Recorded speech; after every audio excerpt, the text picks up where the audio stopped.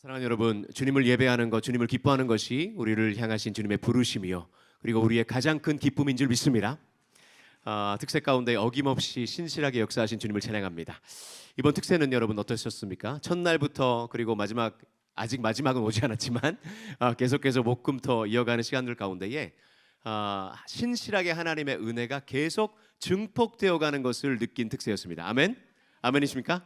은혜의 잔치가 계속해서 우리 마음 가운데 남아 있어서 말씀과 기도와 찬양의 그 모든 시간들 가운데에 주님이 우리를 만나 주시고 세미한 음성으로 우리에게 말씀하여 주시고 우리의 의식 세계와 무의식 세계를 하나님의 마음으로 충만하게 해주신 줄 믿습니다. 그래서 여러분 피곤하여도 육신의 한계를 뛰어넘을 때의 은혜를 경험하게 된 줄 믿습니다. 아멘.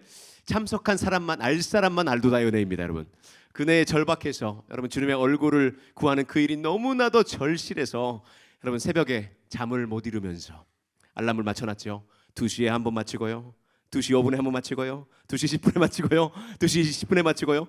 제 휴대폰입니다. 그렇게 5분 격으로 이렇게 새벽에 알람을 맞춰놓고 일어났을 때는 하나님 눈을 뜨게 하심에 감사드립니다. 하나님 오늘도 주님께서 새로운 은혜로 허락하실 줄 믿습니다. 이렇게 기도하면서 꾸역꾸역 삶을 계란을 입에 막 쑤셔넣고 그랬습니까 여러분? 커피 마셨습니까? 아니면 견과류를 마셨습니까? 아무튼 여러분, 순장님이 준비해 주신 비타민도 먹으면서 또 여러분 특세 버스 타신 분 계세요? 특세 버스 손 들어보세요. 오, 어떻습니까? 매일 만나는 영가족의 얼굴이 그 평온함과 은혜에 충만한 표정들을 보면서 그 간절함과 절박함 보시고 하나님께서 크신 은혜를 우리에게 허락하신 줄 믿습니다. 하나님 허락하신 줄 믿습니다.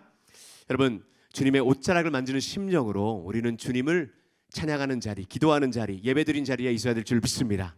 그 절박함을 보시고 하나님께서 놀라운 은혜로 오늘도 말씀해 주실 줄 믿습니다. 함께 말씀 보시겠습니다. 시편 103편의 1절에서 5절 말씀이 되겠습니다. 시편 103편의 1절에서 5절을 저와 함께 교독하도록 하겠습니다. 하나님의 말씀입니다. 내 영혼아 여호와를 송축하라. 내 속에 있는 것들아 다 그의 거룩한 이름을 송축하라. 내 영혼아,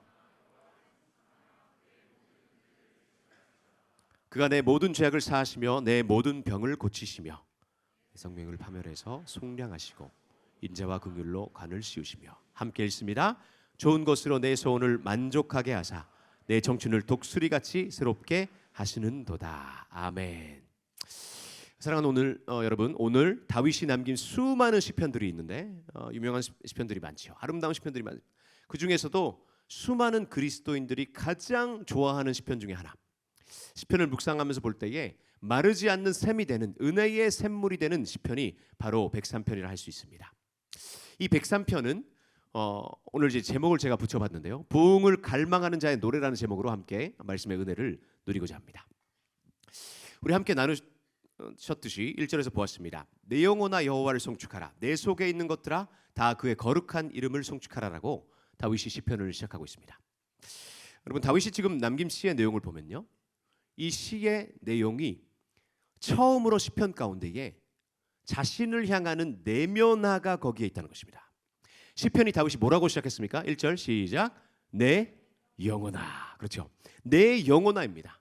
이 시의 특징을 먼저 우리가 발견하게 되는데요, 그것은 지극히 개인적인 다윗의 인생의 서사를 담고 있는 고백이라는 사실을 우리가 알게 된다는 것입니다. 여러분, 시편의 19편을 보면요, 이런 시가 있죠. 하늘이 하나님의 영광을 선포하고 궁창이 그의 손으로 하신 일을 나타내는도다. 낮에는 낮에게 말하고 밤은 밤에게 지식을 전하니. 그러니까 시편 19편에서 말하고 있는 내용 뭡니까? 하나님께서 만드신 그 피조 세계의 놀라운 아름다움을 통해서 그 피조물이, 천지 만물이 하나님의 영광을 드러내고 있습니다. 이렇게 노래하는 시편도 다윗은 남겼죠.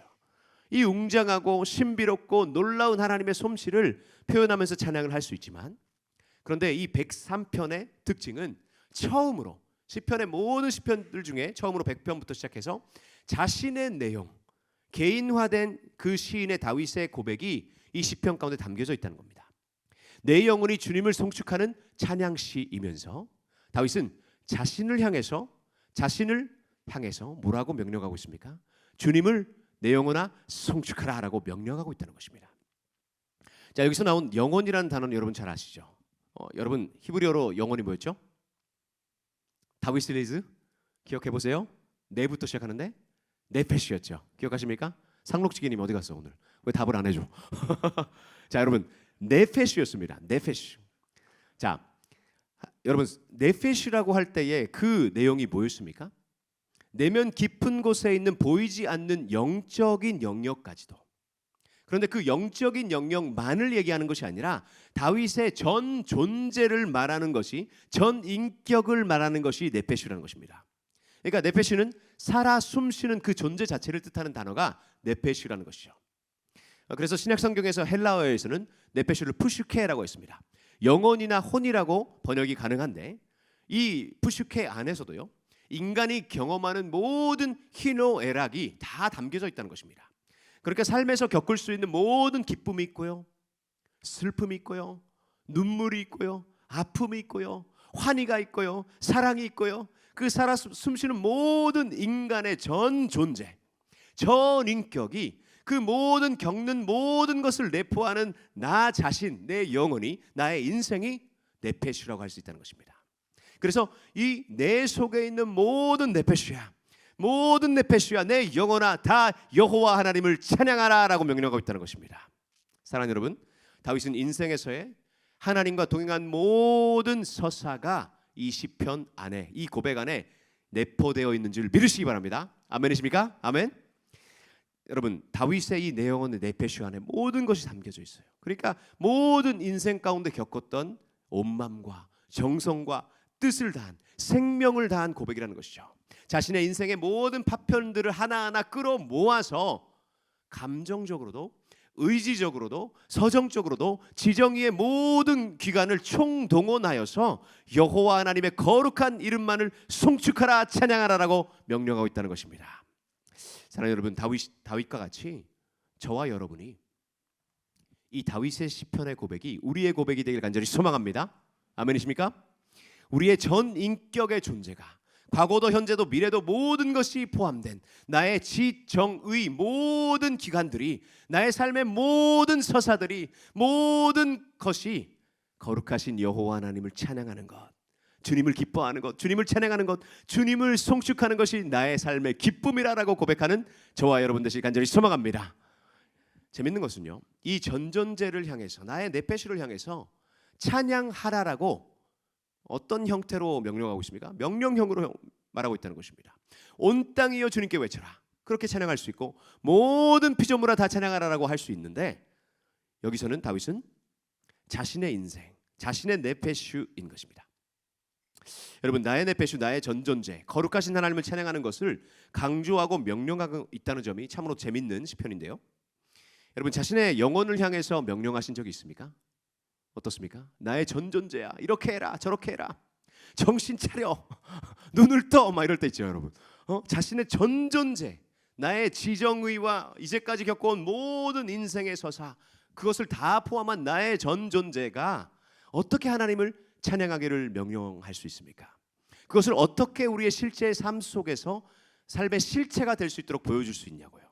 그것은요, 하나님을 향한 찬양과 예배의 태도인 줄 믿습니다. 아멘입니까? 여러분, 삶에 많은 우여곡절이 있죠. 다윗이 그걸 다 겪어왔죠. 산전수전을 겪어왔습니다. 저와 여러분도 그 인생의 서사가 있습니다. 그 누구도 자신의 가치를 인정해 주지 않았던 외로운 그 양치기 소년이었던 들판에서도 다윗은 하나님을 경험한 것입니다.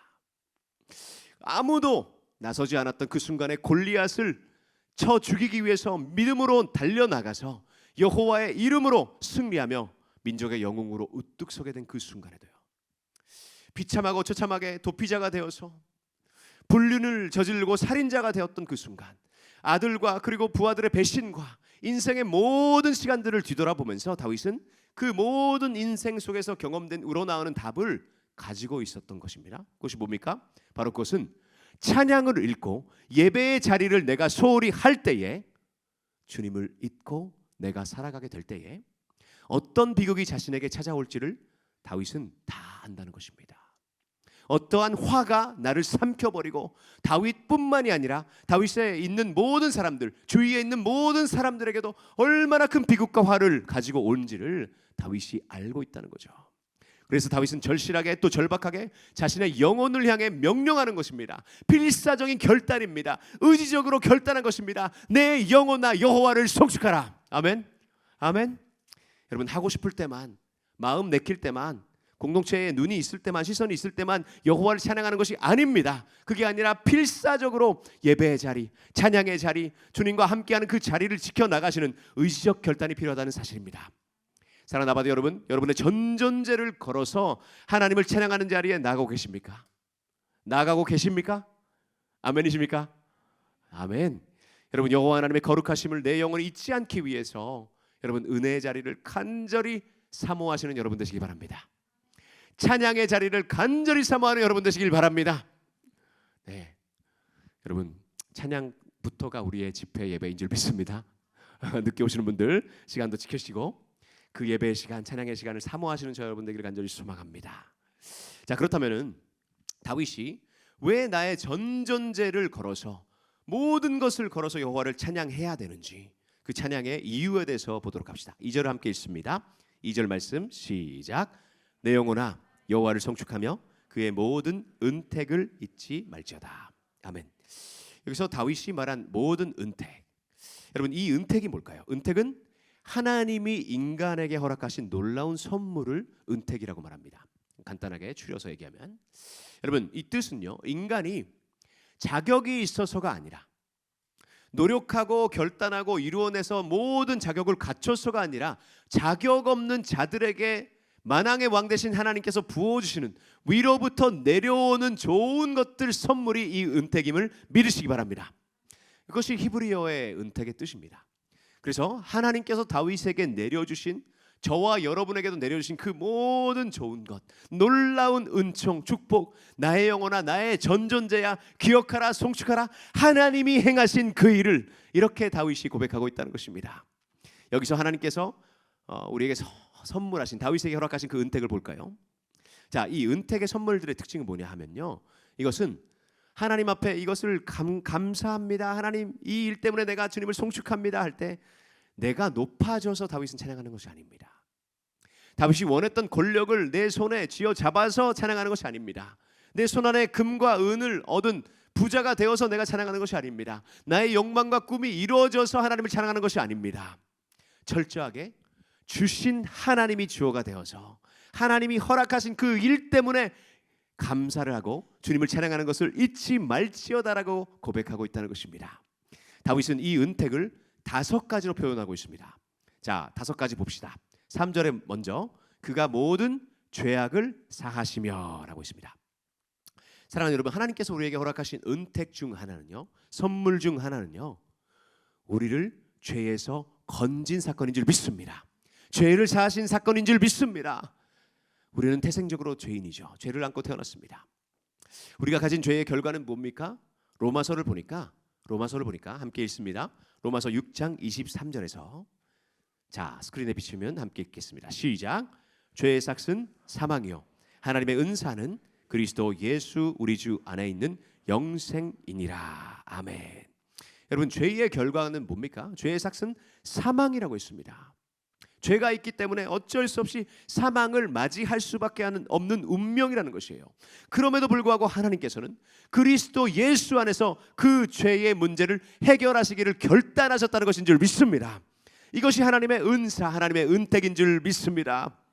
반드시 사망을 맞이할 수밖에 없는 영원한 징벌의 그 심판의 자리까지 나갈 수밖에 없는 우리를 하나님께서는 그분의 자비하심으로 긍휼히 우리를 품으셔서 여기셔서 그 사랑의 속성 안에서 우리를 용서하셔서 용서하기로 작정을 하셔서 하나님의 전적 은혜를 통해서 은혜의 선물의 그 결과를 통해서 예수님의 십자가를 통해서 우리를 용서하시기를 결단하셨다는 것입니다. 사랑하는 여러분, 다윗은 이 놀라운 은총, 은택을 경험한 사람이었죠. 특별히 다윗이 언제 그것을 절절하게 느꼈습니까? 그것은 밧세바와 동침한 후에 남긴 시편에 있습니다. 하나님 보내신 선지자 나단을 통해서 죄의 책망을 정말 적나라하게 받았을 때에 그때 남겨진 시편이 시편 51편인데요. 우리 함께 다윗의 고백을 따라 읽겠습니다. 51편 9절에서 12절 말씀 시작. 주의 얼굴을 내 죄에서 돌이키시고 내 모든 죄악을 지워주소서. 하나님이여 내 속에 정한 마음을 창조하시고 내 안에 정직한 영을 새롭게 하소서. 나를 주 앞에서 쫓아내지 마시며 주의 성령을 내게서 거두지 마소서. 주의 구원의 즐거움을 내게 회복시켜 주시고 자원하는 심령을 주사 나를 붙드소서. 아멘. 다윗은 고백했습니다. 죄를 지어주소서. 하나님, 이 죄가 나의 죄인 걸 깨달아 너무 하나님 앞에 죄송하고 숨을 공간도 없고 나의 모든 더러운 마음들이 내 안에 있어서 하나님, 다시 한번 내 안에 정한 마음을 창조하여 주옵소서. 정직한 영을 새롭게 쇄신하여 주옵소서. 하나님, 내 안에 거룩함이 없어. 그 거룩함이 상실되어 하나님, 주님께서 나를 내쫓으실까 봐 걱정입니다. 하나님, 나를 주님 앞에서 쫓아내지 마시며 주님 내 안에 내주하시는 성령을 걷어가지 말아 주옵소서. 구원의 즐거움을 다시 회복시켜 주옵소서. 이 고백이 다윗의 절절한 고백이었죠. 다윗이 계속해서 이렇게 고백하죠. 16절 17절도 함께 다 같이 읽겠습니다. 16, 17절 51편입니다. 시작. 주께서는 제사를 기뻐하지 아니하시 그렇지 아니하면 내가 드렸을 것이라. 주는 번제를 기뻐하지 아니하시나이다. 하나님께서 구하시는 제사는 상한 심령이라. 하나님이여, 상하고 통회하는 마음을 주께서 멸시하지 아니하시리다. 아멘. 사랑하는 여러분, 우리가 아무리 1000번 만번 하나님 앞에 제사를 드린다 한들 그 제사 때문에 하나님 용서해 주세요, 그런 마음가짐으로 하나님께 나가는 형식적인 제사는 하나님이 받으실 수 없는 것입니다. 하나님이 그런 제사를 기뻐하셨다면 만 번이면 수백 번이도 내가 드렸다. 그러나 하나님이 기뻐하시는 것은 나의 번제가 아니라, 나의 의식이 아니라, 형식이 아니라 하나님, 내 상한 심령인 줄 믿으시기 바랍니다. 나의 깨진 마음인 줄 믿으시기 바랍니다. 하나님 앞에 나는 죄인입니다. 하나님, 나는 갈 곳이 없습니다. 그리스도의 십자가 발 앞에 내가 엎드립니다의 고백인 줄 믿습니다. 그 하나님은 우리의 그 회개의 고백을, 상한 심령의 제사를, 상하고 통회하는 그 마음으로 주님께 나가는 그 마음을 주님이 받아주실 줄 믿습니다. 사랑하는 여러분, 특세 기간이었지만 여전히 우리 삶 가운데에 죄의 문제 때문에, 내가 저지른 그 범죄 때문에 하나님과 나의 사이를 가로막고 있는 죄의 장벽이 있지 않습니까? 그 장벽을 주일의 한 집회 안에서 내가 주일 도장 찍고 가는 이 예배에 참석하는 것뿐만으로 해결할 수 없는 줄 믿습니다. 상한 심령과 통회하는 마음으로 예수의 십자가 보혈을 붙잡고 나아갈 때에 하나님의 놀라운 은총이 우리에게 임할 줄 믿습니다. 다음으로 다윗이 고백한 은택을 두 번째로 보겠습니다. 그것은 내 모든 병을 고치시며 라고 했습니다. 내 모든 병을 고치시며. 이번 주에 저도 좀 감기 기운이 있어가지고 목 상태도 그렇고 계속 진통제를 마시면서 찬양하고 섬기고 했었는데요. 참 여러분, 육신이 약할 때의 마음도 또 영도 우리의 마음이 쇠하는 것을 느끼죠. 이 고치시며란, 내 모든 병을 고치시면서 나온 이 고치시면 히브리어로 여호와 라파입니다. 뭐라고요? 여호와 라파입니다. 이 라파의 단어에는 치유하다, 회복시키다, 소생시키다 라는 뜻이 있습니다. 그런데 이 라파가 작용하는 그 범주는요, 그냥 눈에 보이는 병만이 아닙니다. 육체적인 질병도 당연히 포함이 되지만 영적으로, 정신적으로, 도덕적으로 모든 부패함, 모든 아픔, 모든 깨어짐까지 주님은 고치시는 줄 믿습니다. 그래서 시편 41편 4절에서도 내 영혼을 고치소서, 내가 주께 범죄하였나이다. 다윗은 그렇게 라파를 외쳤습니다. 고치시는 분, 내 영혼을 고치시는 분, 내 행동만이 아니라, 내 육신의 문제만이 아니라, 나의 정신뿐만이 아니라 내 영혼의 깊은 곳까지 있는 이 죄의 문제까지도 고치시는 하나님인 줄 믿습니다. 여러분, 죄와 병이요, 서로 연결되어 있는 것 같습니까? 단절되어 있는 것 같습니까? 연결되어 있는 본문도 있고 그렇지 않는, 죄와 병이 따로 노는 본문도 성경에 나옵니다. 그런데 히브리 이 구약 성경의 맥락 가운데는, 히브리적 사고 가운데는 죄와 병이 이 결합이 되어 있었죠. 그래서 예수님이 병을 치유받은 요한복음 5장에서 나오는 38년 된 안진뱅이가 있었는데, 그 안진뱅이를 예수님께서 일어서게 하시고 새로운 소생 여호와 라파를 행하시면서 그렇게 치유하시고 난 후에 뭐라고 하셨는가 중요합니다. 뭐라고 말씀하셨습니까? 다시는 죄를 범하지 말라. 다시는 죄를 범하지 말라. 그렇지 않으면 더 심한 일이 생길 수 있다. 누가 말씀하셨어요? 예수님이 말씀하셨어요.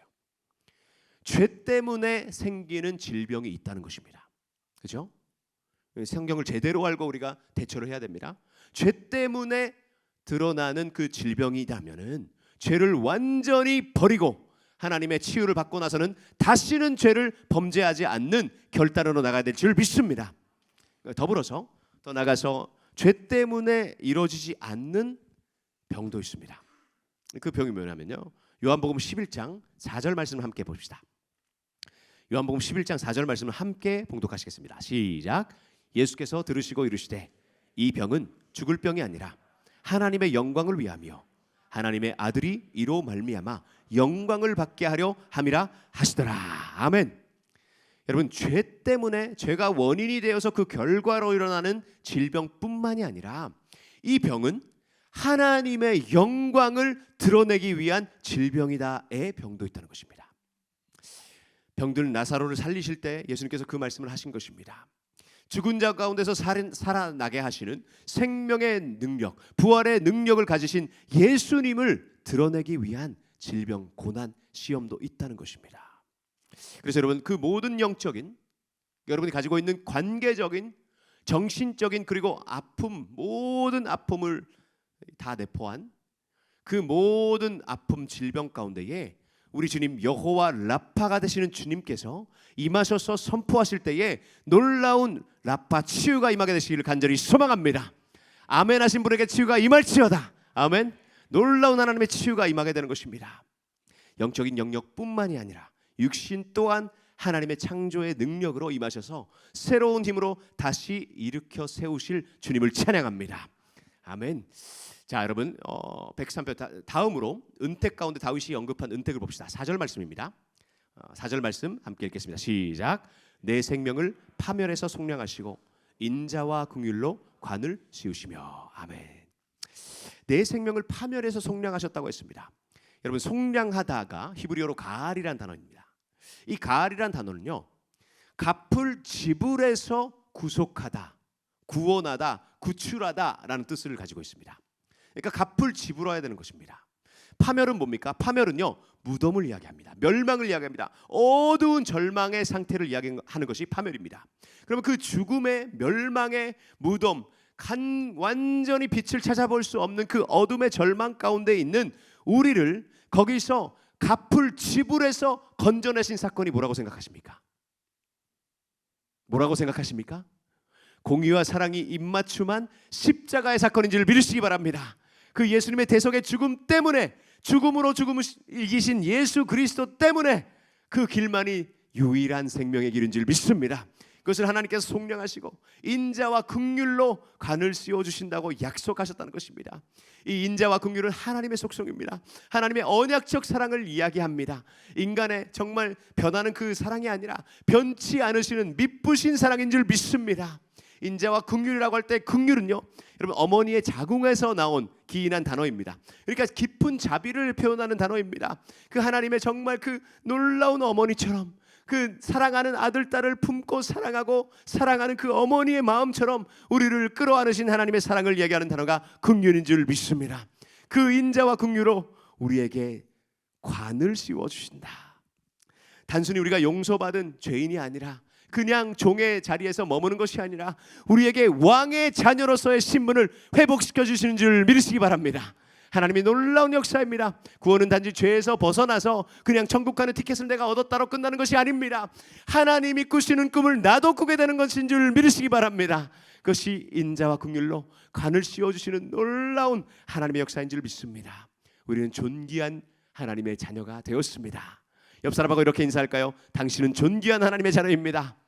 세 사람 이상, 당신은 존귀한 하나님의 자녀입니다. 이것이 우리에게 하나님께서 허락하신 놀라운 은택인 줄 믿으시기 바랍니다. 마지막 5번째입니다. 5번째 5절 함께 보십시다. 함께 읽겠습니다. 시작. 좋은 것으로 내 소원을 만족하게 하사 내 청춘을 독수리같이 새롭게 하시는도다. 아멘. 사랑하는 여러분, 좋은 것으로 우리의 영혼을 만족하게 하시는 분이 우리 하나님인 줄 믿으시기 바랍니다.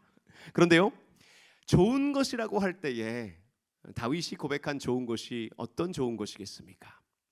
가장 화려한 왕궁에서의 모든 삶을 경험해 본 인생의 모든 높낮이를 경험한 다윗이 얘기한 이 좋은 것으로 내 소원을 만족하게 한다는 것이 그냥 내가 잘 먹고 잘 살고 내 쾌락과 내가 얻고 싶은 거 얻고 이런 것을 얘기했을까요? 아닐까요? 아니겠죠. 다윗이 얘기한 이 좋은 것, 이것은 토브라고 하는 단어인데 하나님의 뜻 안에 있는 영적인 아름다운 것들, 좋은 것들, 선한 것들을 다 내포하는 단어가 토브인 줄 믿으시기 바랍니다. 그래서 우리가 무조건 원하는 것을 얻는 것이 아니라 하나님이 아름답다고 하나님이 좋다고 여기시는 것을 좋게 여기는 것으로 우리의 소원을 만족하게 하시는 분이 우리 하나님인 줄 믿으시기 바랍니다. 그래서 먼저 그의 나라와 그의 의를 구하라. 그리하면 이 모든 것을 더하시리라 하신 것입니다. 하나님의 기쁨이 나의 기쁨이 되고 하나님의 슬픔이 나의 슬픔이 되고 하나님이 미소 지을 때 나도 미소 짓고 하나님이 책망하실 때 나도 책망하는 그 하나님과 마음이 하나가 되는 마음으로 될 때에 우리의 소원이 하나님과 동일한 것이 될 때에 우리의 소원을 만족하게 하시는 놀라운 부흥의 역사를 이루시는 줄 믿습니다. 내 청춘을 독수리같이 새롭게 하시는도다. 아멘. 여러분, 독수리 같은 청춘을 얻으셔서 무엇을 위해 쓰실 겁니까? 여러분, 인스타를 보니까요 60대 된 싱가포르의 한 남성이 나와가지고 흰머리가 하나도 없대요. 여러분, 흰가리가 하나도 없고 주름도 하나도 없고 근육도 완전 이 짱짱한 몸을 가지고 늘 위에 옷을 벗고 늘 사진을 찍어서 인스타에 올리는 형제님을 보았습니다. 형님이죠, 형님. 근데 여러분, 그 청춘을 가지고 뭘 하시겠습니까? 여러분, 건강하게 오래 사는 건 멋진 일이겠지만 그럼에도 여러분 좀 징그럽잖아요. 60대가 돼서 할아버지인데 흰머리가 하나도 없어. 징그럽더라고요, 저는. 그렇지 않습니까, 여러분? 그렇지 않습니까? 여러분, 하나님께서 청춘을 독수리같이 새롭게 하시는 것은 하나님의 꿈을 따라 사명으로 살아갈 때 부흥을 매일매일 경험하는 그 삶이 될 줄 믿습니다. 그것을 우리에게 갈망하라고 하시는 것입니다. 사랑하는 여러분, 오늘 제가 본문의 이제 말씀을 통해서 제목을 붙일 때 부흥을 경험한 자의 노래라고 붙일지 부흥을 갈망하는 자의 노래라고 붙일지 고민했습니다. 설교자 이제 고뇌입니다. 그런데 여러분, 부흥을 경험한 다윗이지만 그럼에도 여전히 하나님의 은택을 잊지 아니하면서 내 영혼아라고 명령하는 그 다윗의 모습 속에서 다윗은 오늘도 부흥을 갈망하고 있구나를 제가 깨닫게 된 것입니다. 사랑하는 여러분, 믿음의 전성기를 매일 매순간 믿음의 그 부흥을 매일 매순간 갈망하시는 저 여러분들이 간절히 소망합니다. 여러분, 부흥이 뭡니까? 부흥은 다시 살아나는 것입니다. 죽은 자가 다시 일어난 것이 부흥입니다.